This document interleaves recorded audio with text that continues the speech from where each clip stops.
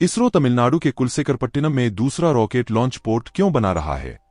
नमस्कार, स्वागत है आपका भारत व्यू पॉइंट चैनल में। आज के वीडियो में हम जानेंगे कि इसरो आखिर नया लॉन्च पोर्ट क्यों बना रहा और इससे जुड़े इंटरेस्टिंग फैक्ट्स भी। तो अगर आपने अभी तक हमारे चैनल को सब्सक्राइब नहीं किया है तो जल्दी से हमारे चैनल को सब्सक्राइब कर लें ताकि ऐसे महत्वपूर्ण अपडेट्स आपको समय पर मिलते रहे। तो चलिए वीडियो को शुरू करते हैं और जानते हैं आखिर हुआ क्या है और इसके मायने क्या हैं।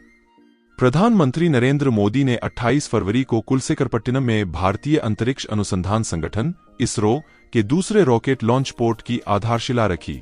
तमिलनाडु के तटीय क्षेत्र थूथुकुडी जिले में भौगोलिक रूप से अच्छे स्थान पर स्थित है। इस फैसिलिटी की लागत 986 करोड़ रुपए है। भविष्य में इसका बड़े पैमाने पर और विशेष रूप से कॉमर्शियल, ऑन डिमांड और छोटे उपग्रह प्रक्षेपण के लिए उपयोग किया जाएगा। आप यह सोच रहे होंगे कि भारत को नए लॉन्च पोर्ट की आवश्यकता क्यों है? चूंकि केंद्र सरकार की हालिया नीति में अंतरिक्ष क्षेत्र को निजी खिलाड़ियों के लिए खोलने की घोषणा के साथ कॉमर्शियल लॉन्च की संख्या में तेज वृद्धि निश्चित है।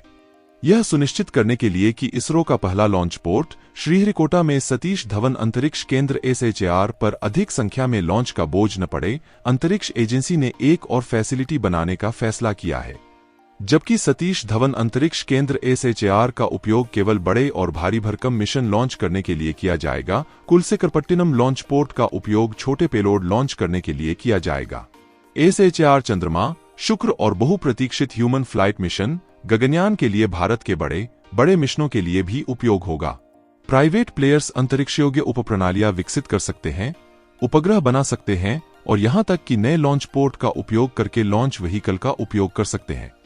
यह सभी ऑन डिमांड कॉमर्शियल लॉन्च के लिए डेडिकेटेड लॉन्च इंफ्रास्ट्रक्चर की सुविधा भी प्रदान करेगा। अब आप यह सोच रहे होंगे कि इसरो का नया लॉन्च पोर्ट तमिलनाडु में ही क्यों स्थित है। आइए इसे समझते हैं। भौगोलिक, वैज्ञानिक और रणनीतिक रूप से कुलसेकरपट्टिनम लॉन्च पोर्ट इसरो के small satellite launch vehicle SSLV से संबंधित भविष्य के लॉन्च के लिए एक नेचुरल बेनिफिट प्रदान करता है।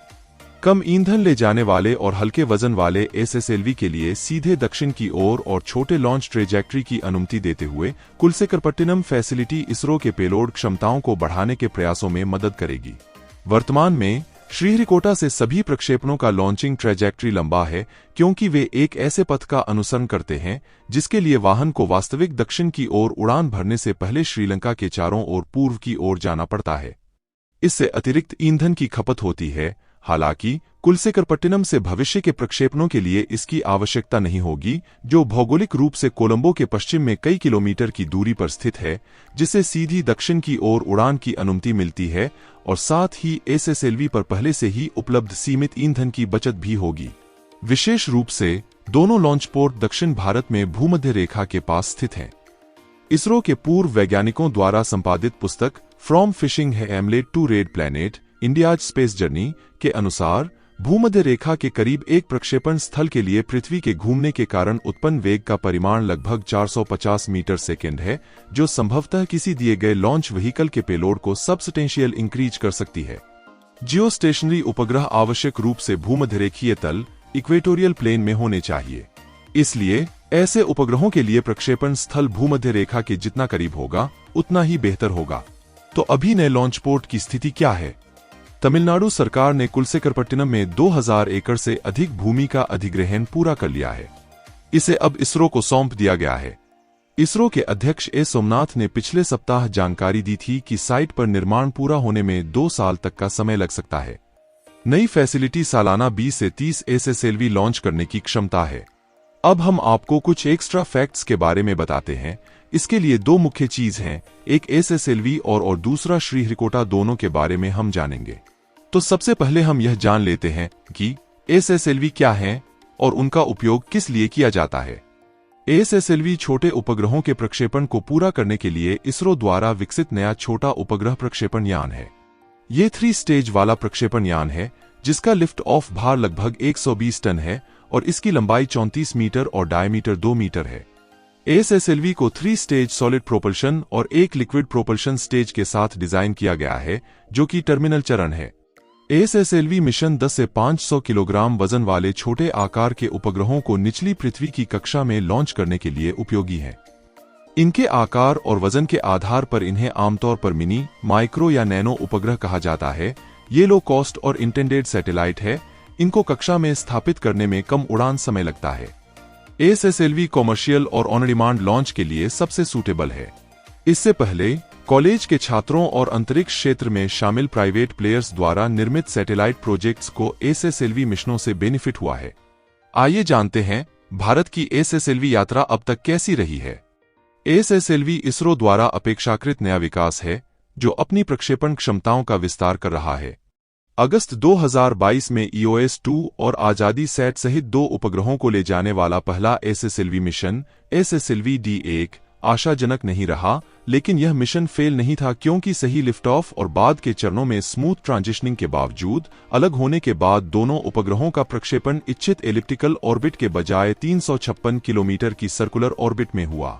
6 महीने बाद फरवरी 2023 में SSLV-D2 के साथ अपने दूसरे प्रयास में इसरो को सफलता मिली। रॉकेट ने 15 मिनट की उड़ान के बाद 3 उपग्रहों को इच्छित 450 किलोमीटर सर्कुलर ऑर्बिट में स्थापित कर दिया। ये दोनों लॉन्च श्रीहरिकोटा से हुए थे। आइए अब जान लेते हैं श्रीहरिकोटा रेंज की विशेषताएं क्या हैं। श्रीहरिकोटा आंध्र प्रदेश के पूर्वी तट पर स्थित है और चेन्नई से 80 किलोमीटर की दूरी पर स्थित है। यह वर्तमान में इसरो के सभी मिशनों को लॉन्च इंफ्रास्ट्रक्चर प्रदान करता है।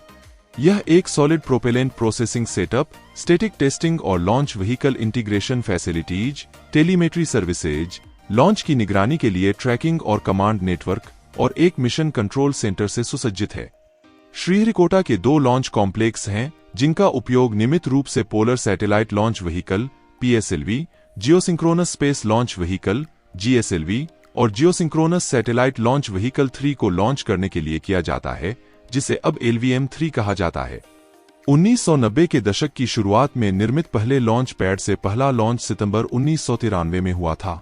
2005 से ऑपरेशनल दूसरे लॉन्च पैड से मई 2005 में पहला लॉन्च हुआ। आज के लिए वीडियो में इतना ही। मिलते हैं फिर अगले वीडियो में। अगर आपको हमारा यह वीडियो पसंद आया तो इसे लाइक करिएगा। अगर कोई सुझाव हो तो हमें कमेंट में लिखिए और चैनल को सब्सक्राइब करना मत भूलिएगा। जय हिंद।